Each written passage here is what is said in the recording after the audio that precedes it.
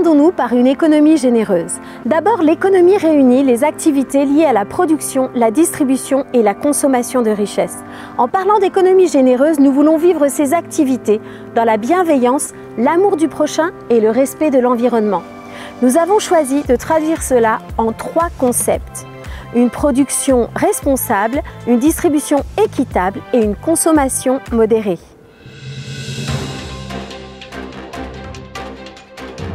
Si les salariés français jouissent de belles protections sociales, ce n'est pas encore le cas de tous les employés chinois. Or, la Chine est le 2e fournisseur de la France. Les enquêtes menées par des ONG dans plusieurs usines chinoises rendent compte d'un véritable esclavage moderne. Jusqu'à 12 heures de travail par jour, 6 à 7 jours par semaine, pour un salaire en dessous du minimum vital national, la manipulation de produits toxiques sans protection, des sanctions disciplinaires abusives, sans parler du travail infantile et des dommages sur l'environnement.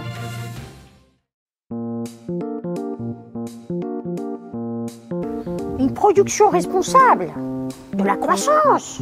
Ah bah oui, c'est une production maximale, une production ininterrompue, mécanique quoi. Comme ça, pas de 35 heures, pas besoin de dormir, pas besoin de manger, pas besoin de grève. Une production responsable, mais c'est de laisser faire la nature. Pas d'engrais chimiques, pas de pesticides, de l'amour et de l'eau fraîche. Une production responsable? De mon bonheur! Ah mais oui, ce serait solde toute l'année, un resto à volonté, un max de trucs gratuits, le rêve. Les avis divergent, alors revenons à la Bible. Nous parle-t-elle de production de richesses? La Bible nous montre que Dieu s'intéresse au respect de l'être humain et à la bonne gestion de la création. Alors, que faire? En tant qu'individu, nous pouvons nous informer pour faire des achats intelligents. En groupe de maison ou en église, organiser un vestiaire ou une épicerie solidaire. En tant que citoyen, demandez à votre maire la nomination en 2020 d'un élu chargé de l'économie sociale et solidaire.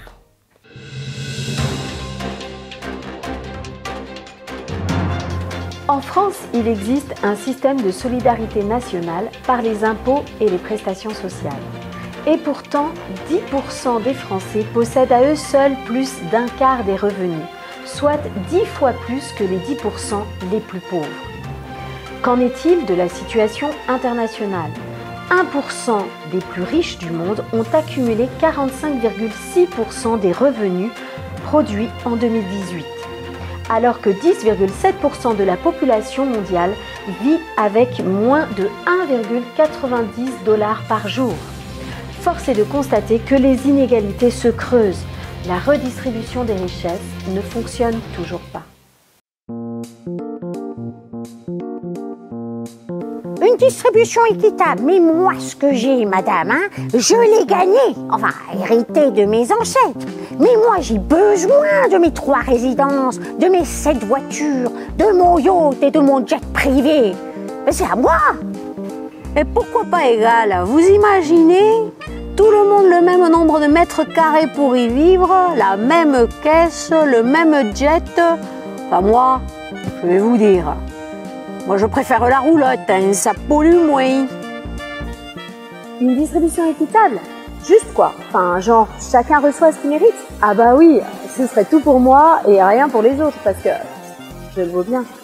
Les avis divergent, alors revenons à la Bible. Nous parle-t-elle de distribution de richesses? La Bible nous présente Dieu comme le propriétaire ultime de toute richesse dont nous ne sommes que les gestionnaires. Alors, que faire? Au niveau individuel, pourquoi ne pas investir dans une banque plus éthique? En église ou groupe de maison, organisez une caisse d'entraide et soutenez des missions sociales.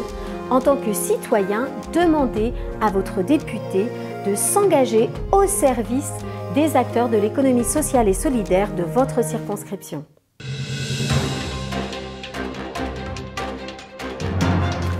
Connaissez-vous le jour du dépassement mondial? C'est le jour où l'humanité est supposée avoir consommé toutes les ressources générées par la planète en une année. En 2019, ce jour était le 29 juillet. Or, à ce rythme-là, nous aurions besoin d'une planète et demie pour subvenir à tous nos besoins en un an. Et même de 3 planètes si chacun vivait comme un Français. Alors, consommons-nous autant? Eh bien, nous gaspillons beaucoup. En effet, chaque année, près d'un tiers de la nourriture produite sur la planète est jetée ou perdue. Et 80% des vêtements achetés en Occident finissent à la poubelle. Mais la surconsommation n'est pas anodine. En effet, elle affecte notre environnement et par extension, notre santé ainsi que celle des autres êtres vivants.